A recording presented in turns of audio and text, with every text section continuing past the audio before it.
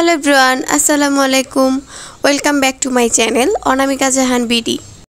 আজকে আমি আপনাদের সাথে শেয়ার করছি টুনা মাছের রেসিপি।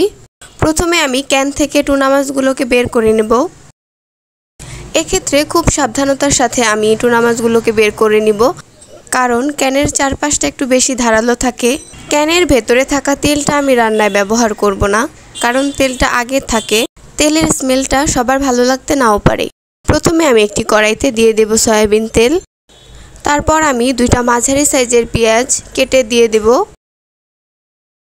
তারপর আমি 3টা কাঁচামরিচ মাঝ বরাবর কেটে দিয়ে দিয়েছি। এক্ষেত্রে আপনারা ঝাল কমিয়ে বা বাড়িয়ে নিতে পারেন। পেঁয়াজ সামান্য ভাজা হয়ে গেলে এই পর্যায়ে আমি দিয়ে দেব হাফ চা চামচ করে আদা এবং রসুন বাটা এবং 1 টেবিল চামচ পেঁয়াজ বাটা। মশলা সামান্য ভাজা হয়ে গেলে এই পর্যায়ে আমি সামান্য পানি দিয়ে দেব। এক্ষেত্রে আমি বেশি পানি ব্যবহার করব না। তারপর আমি দিয়ে দেব হাফ টেবিল চামচ হলুদের গুঁড়া এবং হাফ টেবিল চামচ মরিচের গুঁড়া। তারপর আমি মশলাটাকে ভালোভাবে কষিয়ে নেব।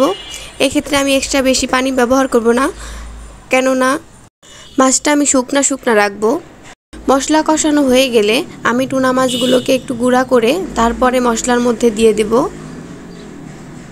তারপর আমি দিয়ে দিব সামান্য পরিমাণে লবণ।